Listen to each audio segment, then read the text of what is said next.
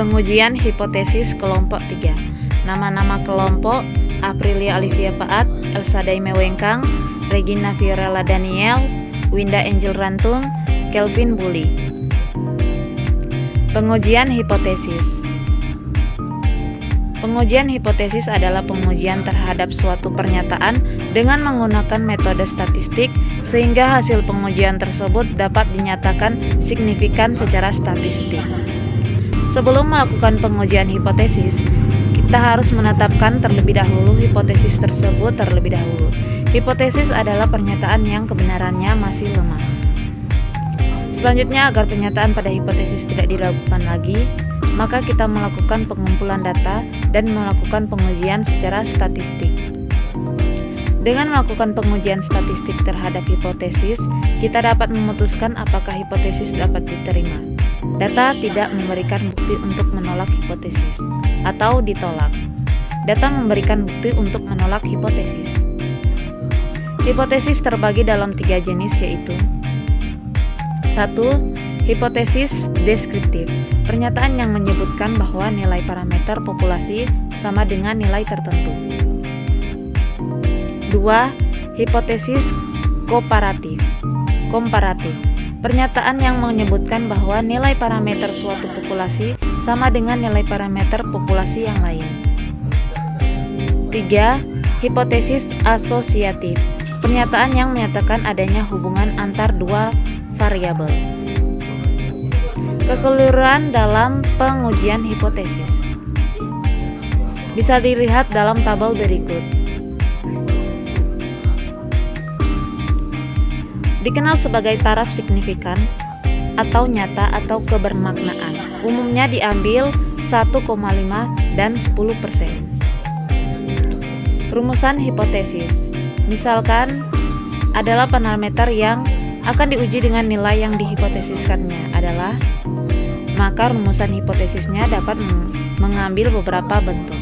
Bisa dilihat dalam rumus berikut.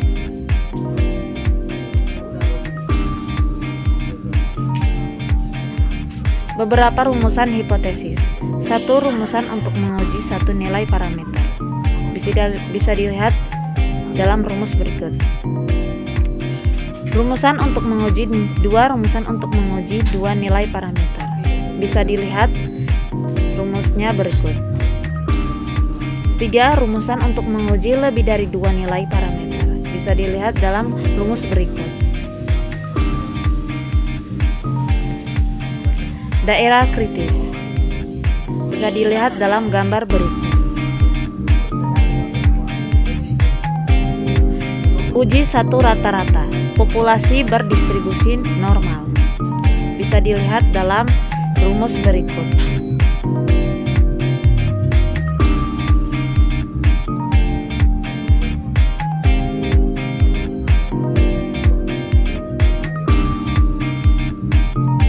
Contoh kasus 1. Sebuah pabrik baterai mobil menyatakan bahwa rata-rata daya pakai produknya adalah 7 tahun dengan simpangan baku 0,5 tahun. Dari inspeksi terhadap 40 buah sampel baterai diperoleh bahwa rata-rata daya pakai ini adalah 6,2 tahun. Apakah pendapat pabrik tersebut bisa Anda terima? Rumusan hipotesis bisa dilihat dalam rumus berikut.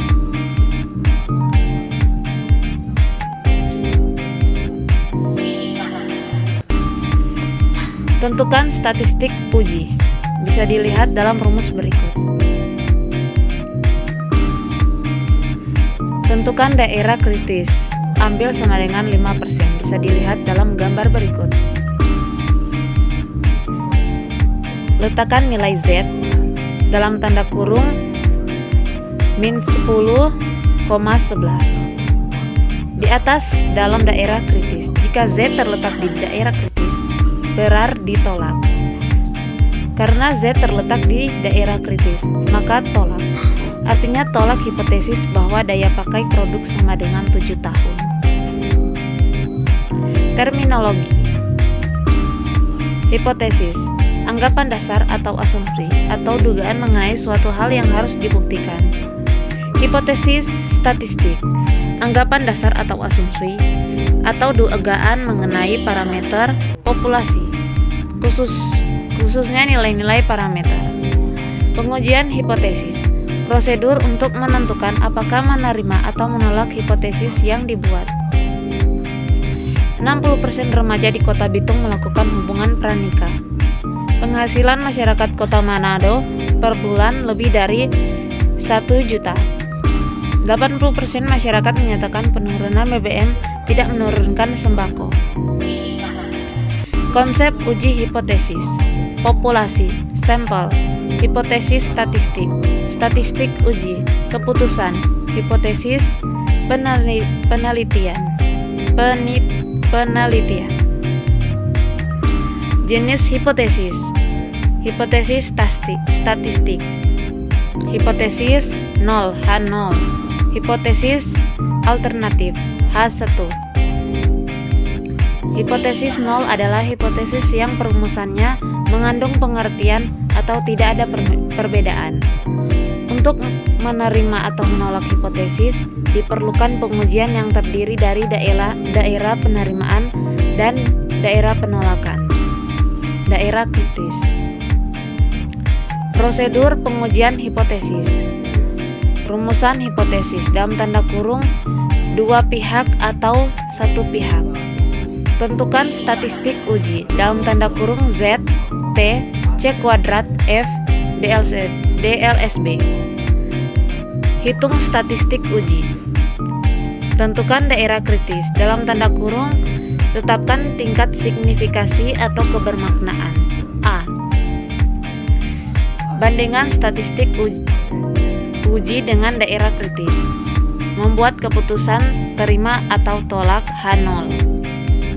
Uji hipotesis secara non-parametrik. Dilakukan jika kita dapat memenuhi asumsi normalitas distribusi populasi. Lebih mudah. Umumnya digunakan untuk data yang bersifat kualitatif. Ukuran sampel sangat fleksibel, bahkan untuk ukuran yang cukup kecil. Beberapa uji penting. Uji Mann-Whitney, pengganti uji T-sample independent. Uji Wilcoxon, pengganti uji T-sampel berpasangan. Uji Kruskal-Wallis, uji lebih dua rata-rata. Terima kasih.